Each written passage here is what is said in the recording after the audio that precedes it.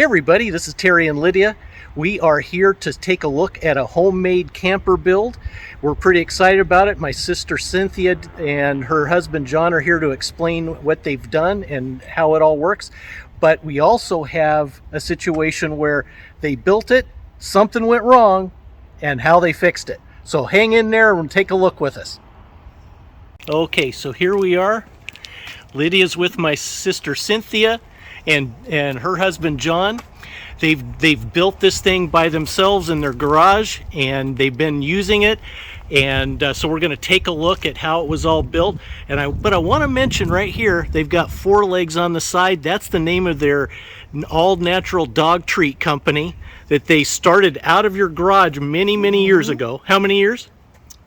Let's see, it's going to be 12 years ago. Wow. Yeah. So this was a project that they've started on a long time ago, built it into a pretty nice sized company that sells all over the country and all over the world. So anyway, but we're here right now to talk about the camper. Let's go take a look.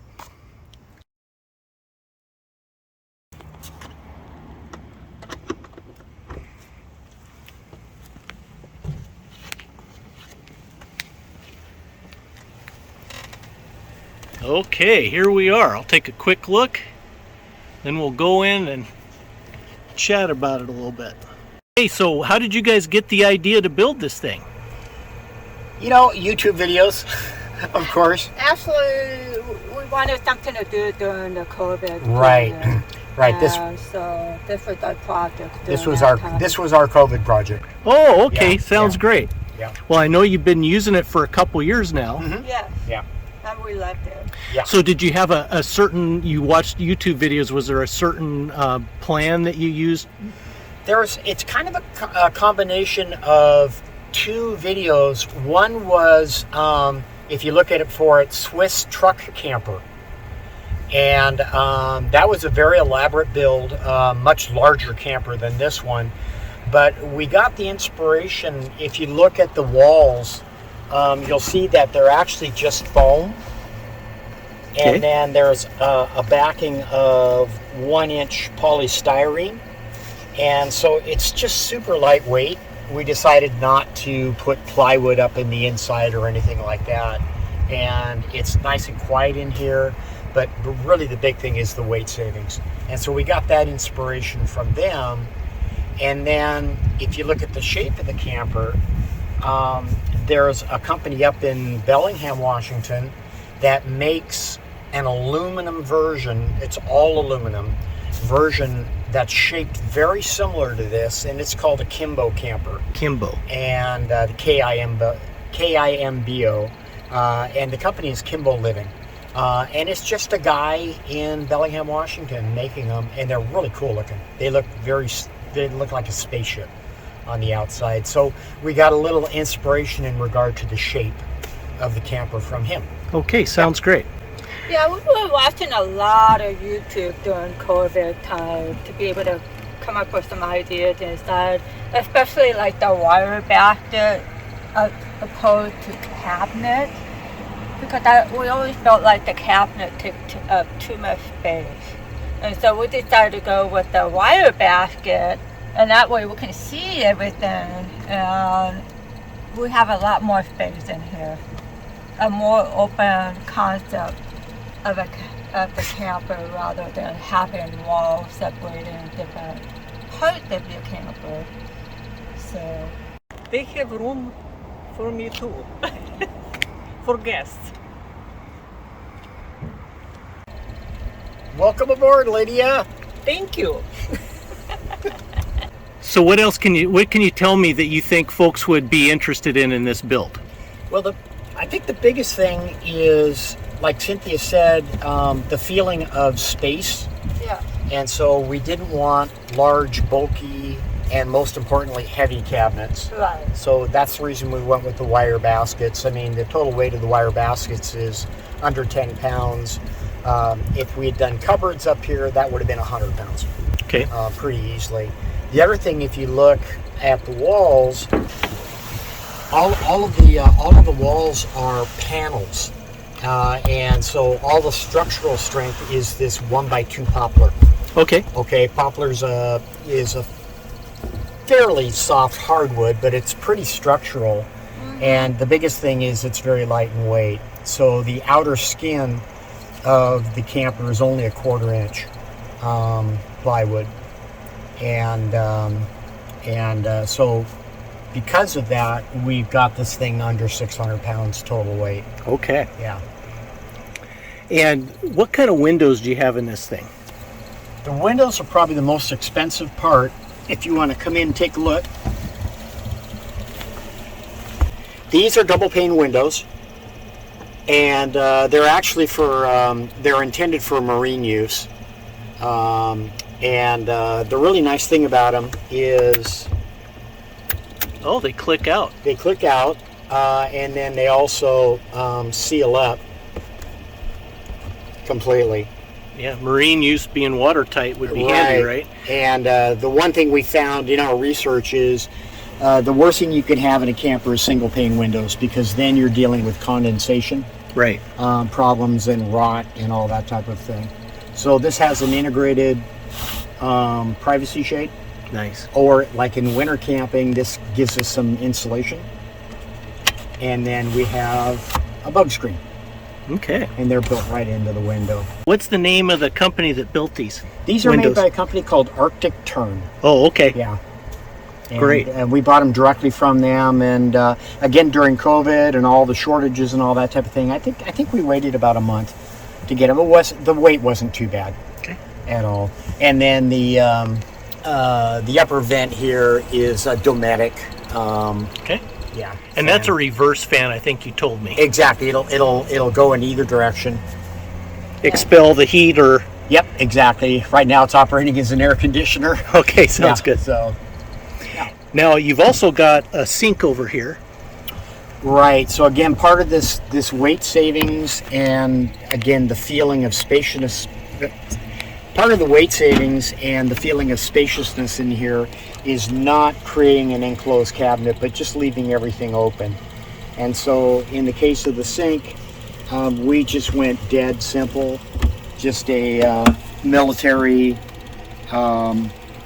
polyethylene water container, 5-gallon, and then our gray water just goes into the 5-gallon container there. Great. Just super simple, just all open, so very Just- easy to service. Right. And again, our food and dry goods storage is just nothing more than some bamboo boxes, and again, just keeping things really, really simple. A small fridge here Oh, that's what that is. that operates off 12 volts. Okay. Which brings us to your electric. Yeah, so the electric, what we went with is a couple of 100 watt solar panels up on the roof, Okay. and they're going down feeding a 100 amp hour lithium ion battery, and battery management, all that type of thing. We have the ability to plug into shore power right here, and just over Cynthia's shoulder, you can see our 110 volt Got shore it. power. Yeah. And then the system also charges from the truck's alternator when it's running. Nice. So in camping mode, we're not pulling off the truck battery at all. We're just drawing strictly off the lithium ion.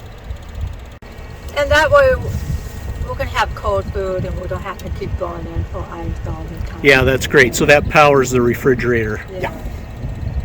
This is the number one priority for me, is having a porta potty. Okay. Because it's hard to go anywhere. Yeah, when you're camping, it's hard to know what you can do. So you got your porta potty here. And so if I need to get up in the middle of the night, I can just go here. Or instead of going to the gas station and pull over, you can just Oh yeah, here. Actually, come on in close. Okay. So because it's DIY, we went ahead and just fabricated these switches out of aluminum angle, and we're running some dimmers so we can dim either side. Yeah, see? Look at that. And then we also have USB power, including USB-C, 60 watts, so we can actually charge a laptop off this. And I happen to have it hooked up to these lights here. Oh, nice. You got night lights and everything. Yeah, the whole bit, you bet. And so is that's pretty good space up there for your bed. It's a queen size space. Nice. And we went with 2-inch foam mattress, 1-inch foam, a little heavier underneath, which makes it real comfortable. And another thing we found in our research is this area can become mildew because of the condensation. So there's actually a 2-inch space underneath this that's ventilated. Got it. So we have 0 mildew problems, and it sleeps really warm. So we managed to stay really warm in here. Good. Yeah. I see you've got like a little, what do you call this, canopy? Yep, little canopy. That just folds up on the side. And rolls back up in there. You bet. Well, that's nice. Yeah. That gets us to the point of what I said at the beginning. You guys had an issue and you made some changes to the exterior. What happened? Well, that's a good question. What happened was we were using a deck over the whole camper. And we kept it on the door because we loved the look of it. But as you were explaining, on the top, the deck over doesn't quite work as well. Right. The outer skin of this is 1/4-inch plywood, and no matter what we did to seal it, we taped it and then repainted deck over it. We got some water weeping in on those plywood edges. Got it. Especially in the back corners, and it just was a losing battle. We actually camped with this for 1 season with the deck over finish, that type of thing, and we struggled a little bit. The first thing we tried is putting a piece of plastic on the roof area, which is where the water was leaking in. The problem is nothing sticks to deck over. Oh, okay. Except deck over. Okay, I mean literally nothing else sticks to deck over. So we were really, really at that point, the only thing we could really do is go ahead and do the Airstream route. And we picked up some .032 aluminum sheet. 032. Okay. Yeah, .032 aluminum. It's the same material that Airstream Got trailers, it. Okay. Are fabricated out of. And so we basically covered the camper in that and trimmed it out in the aluminum. It's a little rough in appearance in that while we were fabricating this, the aluminum was stored wet, and so you can see that there's some staining and discoloration. Oh, okay. It looks pretty good though. Yeah, it looks okay. We're going to end up polishing that out probably this winter. Great. So since you've done this fix, no issues with the leaking? Completely waterproof. Yeah, we haven't had any problem with it since. We even took it to Utah and during March. Yeah. For the off-road recovery game. Yeah. Mm-hmm. And so we had so much fun there. We were there for a week, and we had all kinds of weather. We had rain, wind, snow, you named it. Yeah, the whole Not bit. a single problem with That's it. great. Yeah, So, it's been great. Well, excellent. So you guys go out camping quite a bit now in this thing. Yeah. And we're going to be going camping again in a couple of weeks. Yeah. So. Yeah. Next time we'll use this in a couple of weeks up in the North Cascades.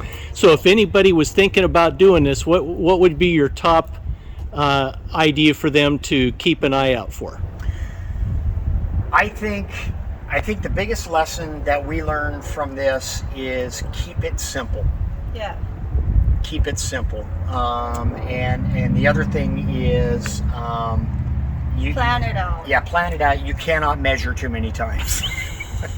Measure twice, cut once, right? Yeah, more like measure 4 times. Okay, got it. Yeah, you cannot measure enough. But it went together really good, and it was just a really fun project.